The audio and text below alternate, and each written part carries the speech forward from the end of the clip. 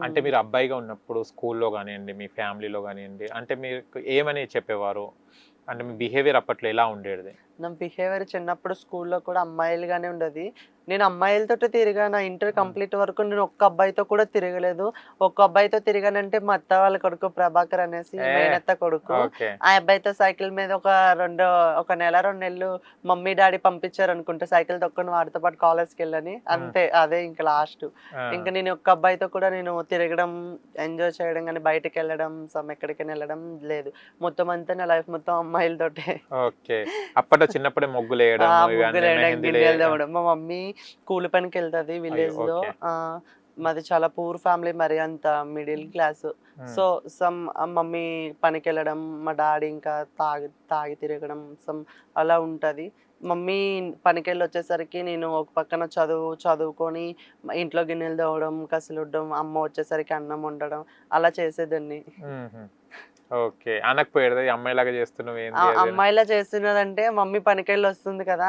మమ్మీకి హెల్ప్ చేస్తున్నానేమో అనుకునేటోళ్ళందరూ. అచ్చా! అచ్చా! బట్టలు ఉతకడం గట్టా చేస్తుంటే మమ్మీకి హెల్ప్ చేస్తున్నావేమో అనుకునేటోళ్ళు. హ్మ్. సో, అలా కవర్ అయిపోయిందన్నమాట అలా అప్పుడు. కవర్ చేసుకుంటూ వచ్చేసాను. ఆహా! అయిపోయింది ఇంక అలాగా.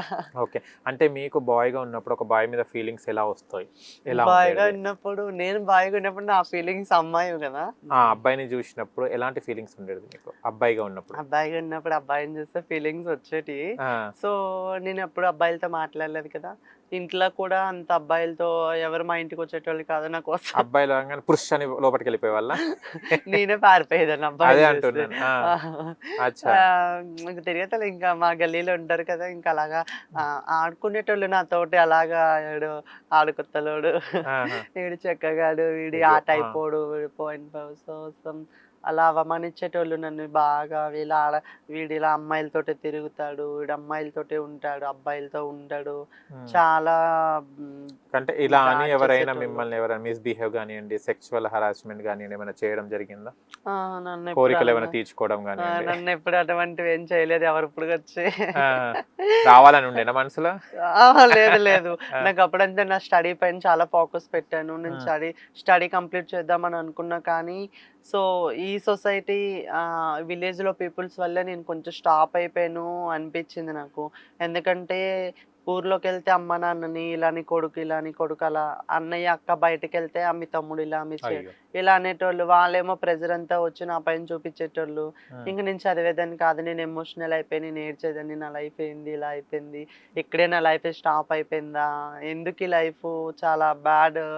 ఎందుకు నన్ను ఈ దేవుడు పుట్టిచ్చాడు అని చాలా హ్మ్. ఏడ్చేదాన్ని. రాత్రులు పగలు ఏడ్చుకునే ఉండేదాన్ని. ఓకే. డైలీ ఏడుపు. నాకు అన్నం తినేదాన్ని కాదు. చాలా అంటే చాలా ఎమోషనల్ అయిపోయి ఉండేదాన్ని. హ్మ్. కాలేజ్‌కెళ్తున్నానంటే ఏదో ఎళ్తున్నాను అంతే. ఇంకేం లేదు. కాలేజ్‌కెళ్ళేటప్పుడు గూడా బాయ్స్ దగ్గర కూర్చునేవాళ్ళా? గర్ల్స్ దగ్గర కూర్చునేవాళ్ళా? గర్ల్స్‌లోనే అయ్యో! కూర్చునేదాన్నండి. అంటే మాది అంతమందిలో. ఆ! మాది శ్రీ సాయి గాయత్రి జూనియర్ కాలేజ్ విజయనగరం. ఆహా! నేను విజయనగరంలో చదువుకున్నాను. తోటపాలెం. ఓకే. సో, అక్కడ విజయనగరం బైపీసీ స్టూడెంట్‌ని. బైపీసీ అంటే అమ్మాయిలు, అబ్బాయిలు కలిసి కూర్చోబెడతారు కదా! సో, ఆహా! నేను అందుకని చెప్పి బైపీసీ తీసుకొని చదివాను. అమ్మాయిలతో కూర్చోవచ్చు అని చెప్పి. ఓకే. చదువు కోసం గాదు. అంటే చదువు కోసం కాదు, సైన్స్ పైన కొంచెం గ్రిప్ ఉండే నాకు. నేను అచ్ తెలుసుకోవాలి, నేనంటే ఏంటో తెలుసుకోవాలని. ఓకే. సో, అలా గ్రిప్‌తో నేను సైన్స్ బైపీసీ అంటే అమ్మాయిలు, అబ్బాయిలు కాదు, నాకు బెనిఫిట్ ఉన్నది కదా! అమ్మాయిలతో హుహు. కూర్చోవచ్చని. సో, అలానే కూర్చునేదాన్ని. ఓకే. కానీ మీకు అబ్బాయిని జూసినప్పుడు, ఏ అబ్బాయిని జూసినప్పుడు మీకు మంచిగా అబ్బా! వీడు గావాలి నాకని అనిపిచ్చింది? అనిపిచ్చింది. సో, కాలేజ్ చదువుకునే లైఫ్‌లో ఒక టీనేజ్ అంటారు కదా! అప్పుడు ఆ! అమ్మాయిలకొస్తే ఫీలింగ్స్, అబ్బాయిలకి అమ్మాయిల పైనొస్తాయి. హ్మ్. అదే టైంలో నాకు కూడా ఒక అబ్బాయి చూసాను కాలేజ్‌లో. ఈ అబ్బాయి బాగున్నాడు ఆ! అన్న ఫీలింగ్ వచ్చేది. సో, ఆ! నేనెప్పుడు బయట పడేదాన్ని కాదు ఇలాగా. హ్మ్. మళ్ళీ ఇంకా ఇప్పటికే చాలా ఎమోషనల్ బాధున్నా. అదే ఫీలింగ్ నేను బయట చెప్పుకుంటే ఇంకా బ్యాడ్ చేసేస్తారేమో అన్న థింక్‌లో నేను ఎవరికీ చెప్పుకునేదాన్ని కాదు. పాపం ఫీలింగ్స్ మీకు మీరే ఓన్ జేసుకున్నారు. చంపుకునేదాన్ని. అచ్చా! అచ్చా! మీ ఫీలింగ్స్ కోరికలొచ్చినప్పుడు ఎలా తీర్చుకునేవాళ్ళు మళ్ళీ? నేనేం తెచ్చుకో ఆ టైంలో నాకేం తెలీదు. ఆ! అసలేం లేదు. ఆ! అంత నాకు అంత ఫీలింగ్ ఉండేది కాదు. నేను అమ్మాయినయిపోవాలన్న ఫీలింగే నాకెక్కువైపోయింది. ఓకే. ఓకే. ఎవరు గాని టీజ్ జేయడం గాని, వీడు ఆహా! అమ్మాయిలాగా అటువంటిదేం ఉన్నాడని ఆహా! గిచ్చడం గానియండి. అబ్బాయిలతో సరసాలాడేటోళ్ళే. ఆహా! ఓకే. ఆ! ఆ! భుజం ఏమని మీద అనేవాళ్ళు? చేయలేయడం, ఆ, పట్టుకోవడం, చెయ్యడం. ఉమ్, సో అలా చిన్న ఫ్రెండ్స్ కదా, కాలేజ్ ఆహా, ఫ్రెండ్స్ ఉంటాం కదా, అలా ఓకే, చిన్న చిన్న టీచ్ చేసేటోళ్ళు అంతే. చేసేవాళ్ళు. మీరు అప్పుడు హ్యాపీ ఫీల్ అయ్యారా? హ్యాపీ ఫీల్ అప్పుడు టీచ్ అయ్యేదాన్ని. చేసినప్పుడు ఎలా ఫీల్ అయ్యేవారు చెప్పండి? ఒక అమ్మాయిలానే ఫీల్ అయ్యేదండి. ఆహా, ఛీ అనేవాళ్ళు ఏమనేటోళ్ళు ఏ ఒక్కసారి చెప్పండి. లేవరే నన్ను ముట్టుతావండి, ఆహా, ఏ నన్ను ఎందుకు అలా చూస్తున్నావు, ఆ, నాతో ఎందుకు ఇలా బిహేవ్ చేసి, నిన్ను నా పక్కన కూర్చోక అయ్యో, వెళ్ళిపోవట్టు. కానీ మనసులో మంచిగానే చేసిన అనుకునే వాళ్ళ. మనసులో బాగుండేది ఇన్నర్ ఫీలింగ్, ఆహా, కానీ బయటకు వచ్చేసరికి అలా. ఓహో, ఆ, కానీ మీకు మీరు ఇంత వైట్ గా ఉన్నారు కానీ మీకు చామని ఛాయ అంటే బ్లాక్ వాళ్ళంటేనే చాలా కలర్ ఉన్న వాళ్ళంటేనే ఇష్టం అంటే ఎందుకు అవును. అది? ఏమో తెలీదు, కొంచెం చామన్ ఛాయగా ఉన్న అబ్బాయిలంటే ఇష్టం. మ్మ్. మరి అంత ప్యూర్ వైట్ ఉండేటోళ్ళు బాగుంటారు, హ్యాండ్సమ్ గా కానీ ఒక లుక్ లో బాగుంటారు. ఆహా. మరి అంత ప్యూర్ వైట్ కాకుండా కొంచెం నాకు చామన్ ఛాయగా ఉండేటోళ్ళు అంటే ఇష్టం. ఓకే, అంటే ప్యూర్ వైట్ ఉంటే ఏమన్నా కమిలిపోతారనా? అంటే మరి తిరగలేం కదా బయట, ఆహా, అంటే ఎండలోకి వచ్చిన ఎక్కువసేపు ఉండలేము. సో ఆహా. అయితే కానీ బాగుంటారు, వైట్ గున్నలు కూడా బాగుంటారు. ఐ లైక్ చామన్ ఛాయగా ఉన్న అబ్బాయిలు. ఓకే, అంటే అక్కడ చామన్ ఛాయ అబ్బాయి ఉన్నాడు కదా, ఆయన లైక్ చేస్తాడా? మళ్ళీ చూడండి వాడిని. నచ్చిండా మళ్ళీ ఆయనని? నచ్చిండా? అలా ఏం ఏం లేదండి. లేదు, అయ్యో ఫీల్ కాకు నాయన, ఫీల్ కాకు. ఓకే, ఓకే, చామన ఛాయ అనగానే నాకు గుర్తొచ్చింది. ఓకే, ఎంతమంది చామన ఛాయ వాళ్ళకి మీరు ప్రపోజ్ చేశారు? నేను ప్రపోజ్ ఎవరికి చేయలేదు. ఏం ఒక లా అసలు అబ్బాయిని ప్రపోజ్ చెయ్యరు, ఒక మీరు లైక్ ఒక చేయరు, అబ్బా- ముట్టుకొని ఏం ఒక లాభం ఇక? అబ్బాయిని నేను వన్ సైడ్ లవ్ చేశాను. సో ఆ టూ సైడ్ అబ్బాయికే ఏమైంది? ప్రపోజ్ చేశాను. ఆ, సో తను యాక్సెప్ట్ చేయలేదు. అంటే ఉన్నాము, సో ఫ్రెండ్ లాగానే ఉన్నాం, కానీ అబ్బాయి యాక్సెప్ట్ చేయలేదు. అయ్యో, కటకట అప్పుడు ఏం ఏడ్చారా? చాలా హర్ట్ అయిపోయాను నేను, మ్మ్. చాలా అంటే చాలా. లవ్ కాకుండా ఫీలింగ్స్ షేర్ చేసుకున్నారు ఇద్దరు మళ్ళీ? మ్మ్. ఇద్దరు ఫీలింగ్స్. ఆ. ఓకే. సో ఇంకా ఫ్రెండ్, ఇంకా బిఫోర్ బాయ్గా ఉన్నప్పటి నుంచి నాకు ఒక ఫ్రెండ్ పరిచయం అయ్యాడు హైదరాబాద్ లో. సో తను ఇప్పుడు దాకా నాతోటి ట్రావెల్ చేస్తూ నాతోటి ఉన్నారు. తను పర్లేదు, హ్యాపీగా ఉన్నాము, మంచిగా ఫ్రెండ్స్, ఒక ఫ్రెండ్స్ ఎలా ఉంటామో అలానే ఉన్నాము. ఫ్రెండ్స్. ఓకే, ఫీలింగ్స్ కూడా షేరింగ్? అలా ఏం లేదు, జస్ట్ ఫ్రెండ్స్. ఓకే, ఇప్పటివరకు మీరు ఫీలింగ్స్ ఎవరితో షేర్ చేసుకున్నారు? నా ఫీలింగ్స్ చెప్పుకునేదండి అంతే, ఫీలింగ్స్ షేర్ అంటే Practical గా నేను ఏం ఎప్పుడు meet కాలేదు? లేదు, అలా ఏం లేదు. ఆహా. నా ఆపరేషన్ ఏంటంటే అంటే ఒక చిన్న భయం ఉంటది నాకు, అయితే ఏమైతామో భయము, మళ్ళీ నా మెయింటెనెన్స్ ఎక్కడ దెబ్బ తినేసిద్ది, అది ఒక ఓ. చిన్న భయం ఉంది నాకు. ఓకే, సో అలా ఏం అంటే అవ్వదు. మెయింటెనెన్స్ కోసం మీరు ప్రాక్టికల్ గా కలుస్తలేరు అనమాట. అంతే. లేకుంటే ఏం కాకపోయేది. మేము తర్వాత ఎవరి పర్సనల్స్ వాళ్ళకి ఉంటాయి కదా, అవునవును. ఏమో మరి. Okay, okay, nice. Okay, super personal చెప్పారు. మళ్ళీ ఇంటర్వ్యూస్ ఇస్తున్నారు మీరు, ఇన్స్టాలో కూడా రీల్స్ పెడుతున్నారు కదా, ఎన్ని ప్రపోజల్స్ వచ్చాయి ఇప్పటివరకు? ప్రపోజల్స్ మొత్తం ఇన్బాక్స్ మొత్తం నిండుతుంది. ఏమంటున్నారు ఇన్బాక్స్ లో మీకు? చాలా అందంగా ఉన్నారు, అయ్యే వస్తున్నాయి కంగ్రాచులేషన్స్ అని, అవని ఇవని. సో ఒక ఛాన్స్ ఇవ్వు, నేను నిన్ను చూసుకుంటాను, ఒకసారి నాతో మాట్లాడు, నాకు మెసేజ్ రిప్లైలు ఇవ్వండి, అదండి ఇదండి అని చెప్పి ఓకే, చాలా వస్తున్నాయి. ఇస్తున్నారు. మళ్ళీ ఒక్కసారి మాట్లాడు. నేనేం మాట్లాడతానండి వాళ్ళతోటి. ఆహా. ఓకే. నా గోల్స్ ఇంపార్టెంట్, నేను నా గోల్స్ రీచ్ అవ్వాలి. సో నేను ఎవరితో అంత మింగిల్ అవ్వను. అంటే ఒకప్పుడు మింగిల్ అయ్యేదాన్ని, అందరూ నా వాళ్ళు అనుకునేదాన్ని.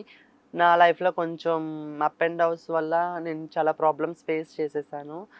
ఇప్పుడు ఫ్రెండ్షిప్ పైన, లవ్ పైన నాకు ఎటువంటి ఒపీనియన్ లేదు. ఫ్రెండ్షిప్ చేయాలని కూడా నాకు లేదు, ఎవరితో కూడా నాకు ఫ్రెండ్షిప్ చేయాలని లేదు. లవర్గా రిలేషన్లో ఉండాలని కూడా నాకు ఇంట్రెస్ట్ లేదు. ఎందుకంటే నేను దెబ్బ తిన్నాను, తినిపించారు మీరే. అవునా? తినిపించారు కాబట్టి. ఎలాంటి interest మోసాలు, లేదు. ఎలాంటి దెబ్బ పడ్డది మీకు? చాలా ఫ్రెండ్షిప్ లోని కూడా చాలా ఇదైపోయాను, చాలా లోన్లీగా ఫీల్ అయిపోయి, ఎందుకులే ఇంకా వద్దులే, ఏదో పెద్ద ఏదో ఘనకారం సాధించినట్టు వాళ్ళు ఫీల్ అయిపోయి నన్ను లో చేయడం, నాకు నచ్చక చాలా నన్ను బ్యాడ్ చేయడం విన్నాను నేను. నా వెనక్కి కూడా చాలా మాట్లాడుకుంటున్నారు అంటే నా ఎలాంటి friends. బ్యాడ్ చేసేవారు అంటే ఏం చెప్పేవాళ్ళు? శశిరేఖ అంటే ఏం చెప్పేవాళ్ళు? ఏదో పెద్ద ఫీల్ అయిపోతుంది, అది ఇది అందగత్తని ఫీల్ అయిపోతుందంట, అదంట ఇదంట, ఏదేదో వచ్చాయి. నాకు చాలా మాటలు వచ్చాయి నా దగ్గరికి.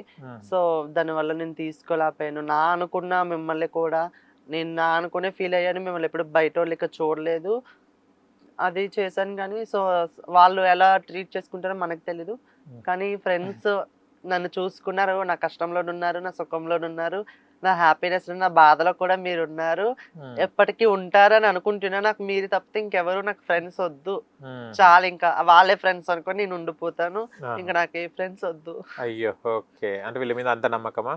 అంటే నమ్మకం ఉంది, చాలా చేశారు, చూసాను కూడా వాళ్ళతోటి.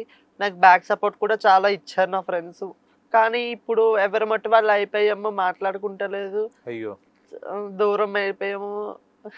అది నేను తీసుకోలేకపోతున్నాను చాలా. అంటే ముగ్గురం కలిసి ఉన్నాము, ఓకే. చాలా మందివి ఉన్నాము, కానీ ఆహ్, ఎవరి మట్టు వాళ్ళు విడిపోయాము. ఇప్పుడు ప్రెజెంట్ మాట్లాడుకుంటలేదు, ఎందుకు? ఏమైనా చూసినా గొడవలైనాయా మాట్లాడుకుంటలేదు. లేకుంటే ఎందుకు? ఏమో ఏ గొడవలు అవ్వలేదు. నా వల్ల తప్పు అయితే లేదు. నేనైతే చెప్తాను. నా వల్ల అయితే ఏ తప్పు లేదు. వాళ్ళే మాటకి మాట తెచ్చుకొని వాళ్ళు ఫీల్ అయిపోతున్నారు తప్ప నా వల్ల అయితే ఏ తప్పు లేదు. సో, తప్పు తెలిసిన రోజు మన దగ్గరికొస్తారు. అలానే ఉంటది. కానీ ఎప్పటికైనా ఎంత మీ ఫ్రెండ్స్ బాండింగ్ ఉంటారు. లేకుంటే కళ్ళలోంచి నీళ్ళొస్తాయి అసలు. మేము 2, 3 ఇయర్స్ హైదరాబాద్ వచ్చిన తర్వాత నాకు వాళ్ళే ఫ్రెండ్స్ అనుకున్నా. ట్రాన్సేనా వాళ్ళు కూడా? ట్రాన్సే. నా ఓకే. ఫ్రెండ్స్ వాళ్ళ పేర్లు కూడా వాళ్ళు నాకు చెప్పొద్దని చెప్పారు. ఓకే. ఓకే. సో, ఇంటర్వ్యూస్‌లో కూడా మా పేర్లు తీయొద్దని కూడా ఆహా! చెప్పారు.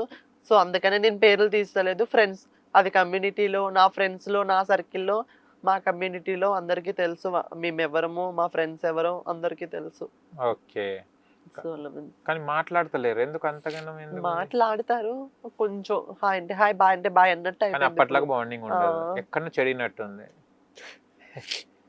మధ్యలో అబ్బాయిలొస్తారు కదా! ఆ! వాళ్ళ వల్ల. అదే చెప్దాం అనుకున్నాను. మీరే చెప్పారు. మధ్యలో అబ్బాయిలొస్తారు కదా!